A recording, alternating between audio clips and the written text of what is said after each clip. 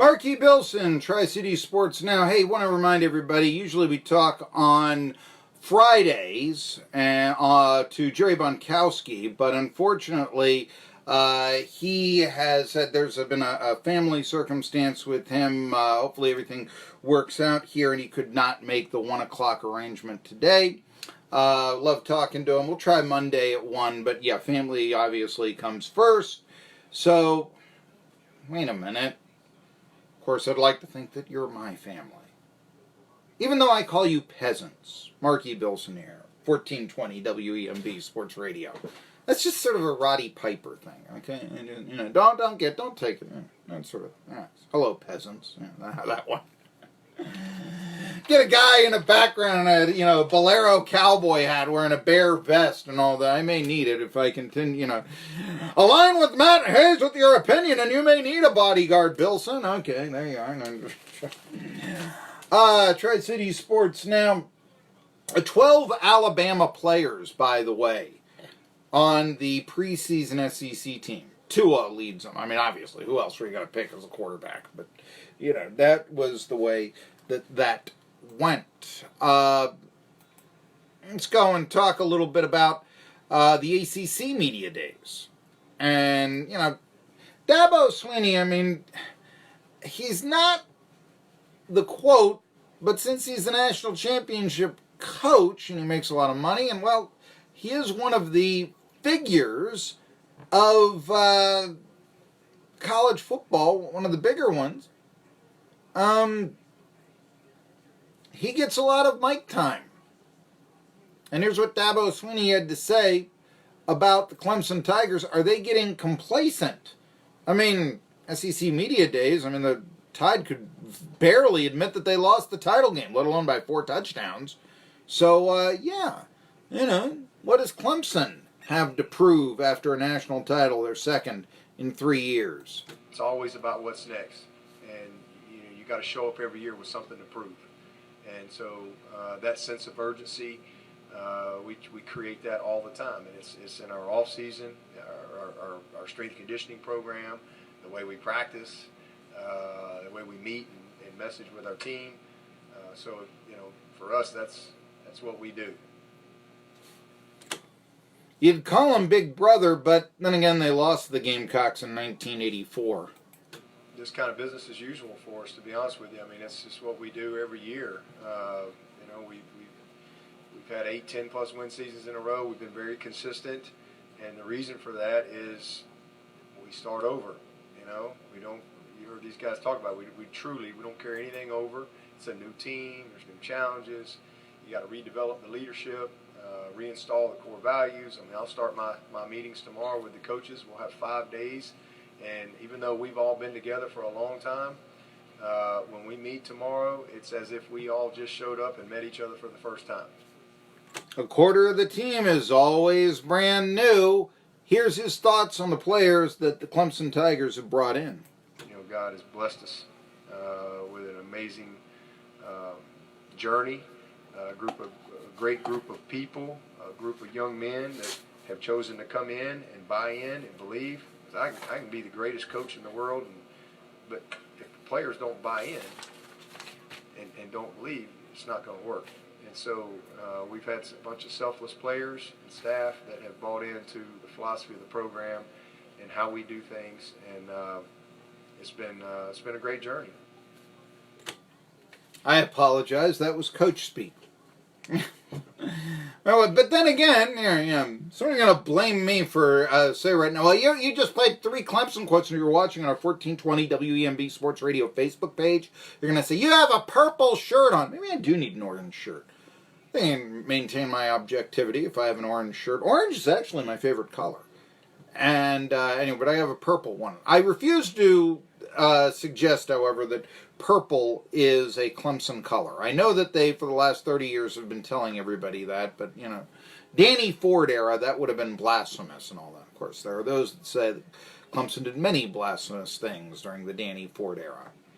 Well, just because, one guy out of Knoxville said he was going to come to Clemson, didn't do it, got an under-the-table payment, suddenly Danny Ford becomes a crook for life, right? And it was what, $500 to $1,000, and he didn't go to Clemson either. Okay, that's college football history of scandal 101. Is there a scandal around the Nashville Predators and the NHL? 2 days ago, Greg Johnson, we told you about this, Greg Johnson passed away at 48, but a police report says the death of the former Preds captain was an apparent suicide. This Detroit News had this a couple of days ago. And on Wednesday, they received a police report and said that Johnson was found by his wife shortly before 10 in the morning on July 7th. A gun and a single bullet were found near him. No suicide note, however, was left. And the medical examiner declined to discuss findings from the autopsy. He was Nashville's first captain. He was with the Predators' first year, their first season in the league back in the 90s.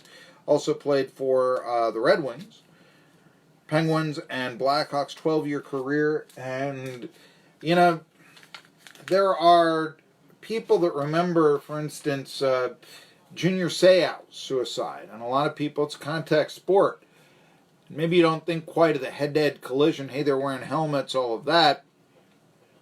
But there is some head trauma going on in hockey and such.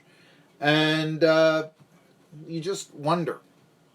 And where does that take us to? Are we going to then, in the future, start banning violent sports?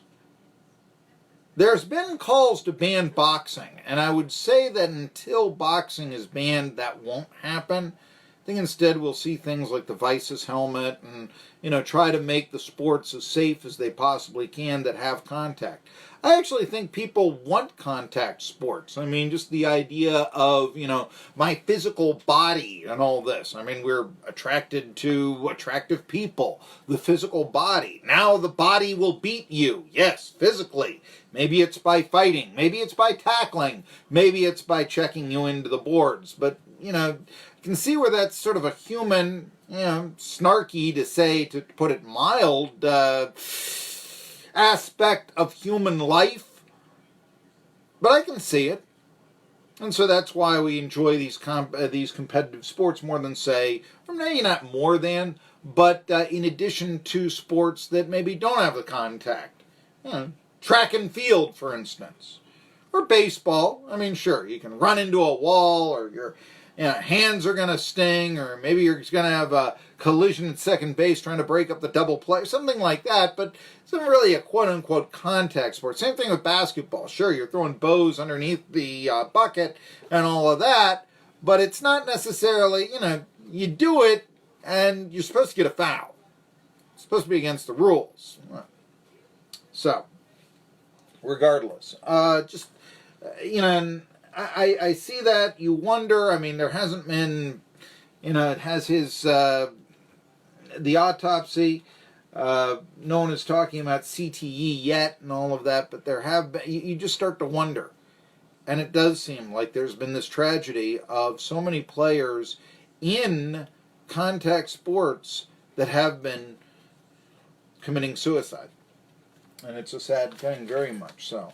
And so Greg Johnson passing away by suicide at the age of 48. Speaking of, some contact. This Tyreek Hill, there was some discussion, the Kansas City Chiefs receiver, that he might be suspended due to the fact that he, had been alleged to have been assaulting his son.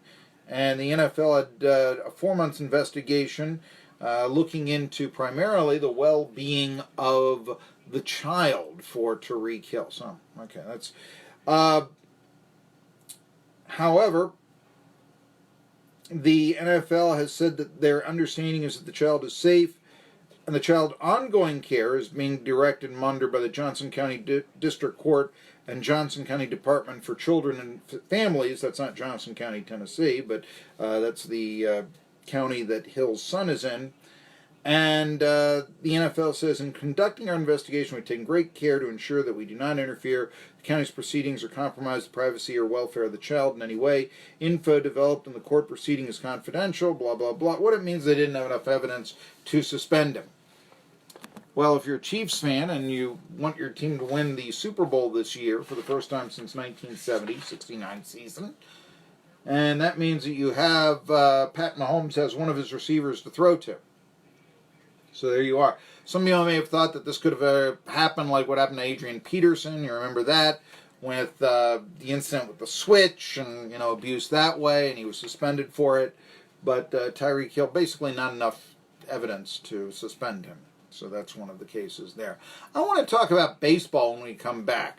Are the New York Yankees savages? And what about the Braves and Steven Stromberg? There's a lot going on. And, of course, at 1:30, we're going to talk to Josh Brown, Knock Home Nation. Tri-City Sports Now. Savings at Neighborhood.